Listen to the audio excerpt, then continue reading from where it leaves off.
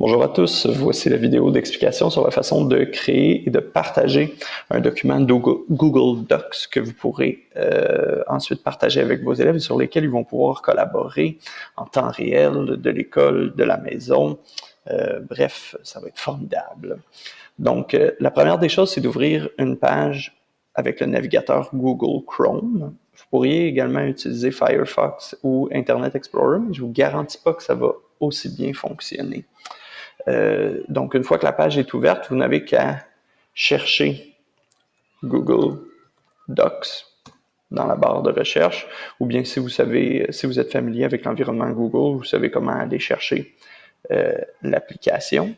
Donc, le premier choix qui vous est offert, c'est Google Docs. Il y a toute une suite d'autres applications, si jamais ça vous intéresse d'explorer. Vous cliquez sur « Accéder à Google Docs ». Si jamais vous n'aviez pas encore connecté votre compte Google, c'est à ce moment-là qu'on vous demanderait de le faire. Ou si vous n'avez pas encore créé de compte Gmail, c'est à ce moment-là aussi qu'on va vous demander d'en créer un. Donc, quand vient le temps de créer le document, je peux partir d'un document vide, un peu comme on le ferait dans Word.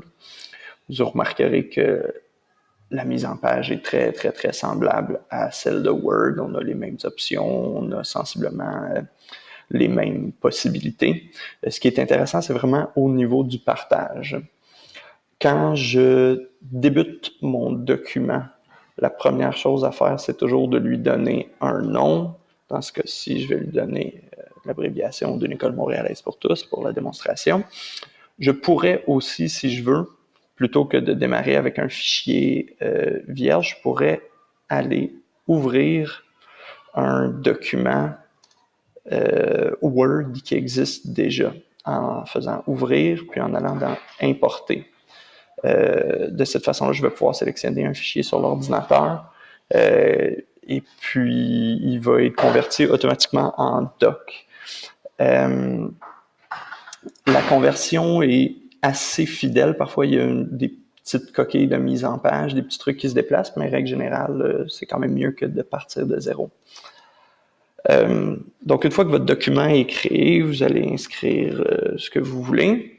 Vous remarquerez que l'enregistrement se fait toujours en temps réel. Donc, les élèves ne peuvent pas oublier d'enregistrer le document, ils ne peuvent pas dire « ouais, mais je sais pas, j'ai oublié ma clé USB, blablabla ». Tout se fait en temps réel. Donc, vous pouvez voir l'enregistrement se fait au fur et à mesure. Pour partager ce document-là entre vos élèves, vous allez en haut à droite sur le bouton « Partager ».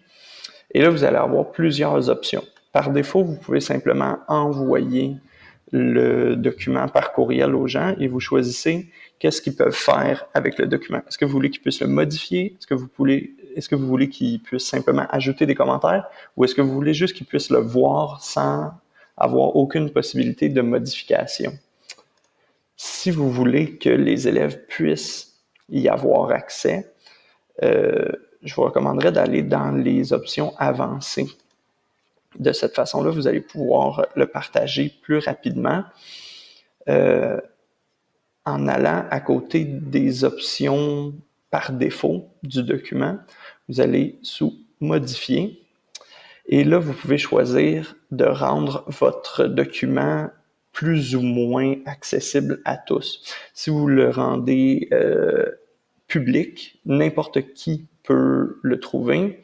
Vous pouvez le mettre public, mais seulement pour les personnes qui disposent du lien Internet exact. C'est peut-être un bon compromis, surtout si vos élèves n'ont pas de compte Google. De cette façon-là, vous allez simplement pouvoir leur envoyer l'hyperlien. Ils vont faire des modifications dessus. Ça va être anonyme. Ils vont leur dire utilisateur 1, 2, 3, 4, 5. Là, vous n'aurez pas leur nom, mais au moins, ça va éviter que monsieur, madame, tout le monde qui fait une recherche Internet tombe sur le document. Ça va seulement être les gens qui passent par l'hyperlien que vous allez partager. Dans notre cas, à la commission scolaire Marguerite Bourgeois, on peut aussi créer un partage pour tous, mais le limiter aux utilisateurs de la commission scolaire, ou bien on peut le rendre simplement privé. Dans mon cas, je vais le mettre activé pour toutes les personnes disposant du lien.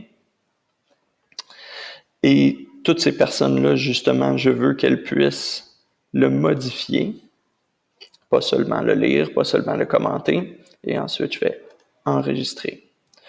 Une fois que c'est fait, le lien de partage peut être envoyé aux élèves. Vous pouvez soit leur envoyer par courriel, vous pouvez saisir leur adresse courriel. S'ils ont des comptes Google, vous n'avez qu'à saisir leur pseudonyme, ça va être envoyé. Si vous ne disposez pas d'adresse courriel, de façon de copier-coller le lien directement aux élèves, il y a le site internet TinyURL que j'ai utilisé pour la démonstration, qui permet de raccourcir des hyperliens pour que ce soit plus facile à partager. Donc, par exemple, ce long hyperlien-là, je peux le copier, aller le coller dans TinyURL et ça va générer un hyperlien qui va être beaucoup plus court que vos élèves vont pouvoir prendre en note et inscrire quand ils vont aller au laboratoire informatique. Ça devrait venir, ce ne sera pas bien long.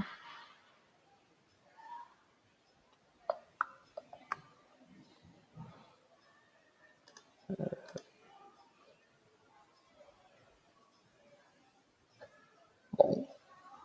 Naturellement, pendant la démonstration, ça ne fonctionne pas bien. Mais vous allez voir, ça va vous générer un tout petit hyperlien avec une douzaine de caractères, même pas après. Donc, une fois que ça c'est fait, votre document est maintenant partagé. Et c'est bon. Donc, c'est maintenant fait et donc tout le monde y a accès. Tous les gens qui vont disposer du lien vont avoir accès au document et vous allez pouvoir voir les élèves en temps réel collaborer sur votre document. Donc, j'espère que ça vous a aidé. Si jamais vous avez des questions, n'hésitez pas à m'écrire. Merci. Bonne journée.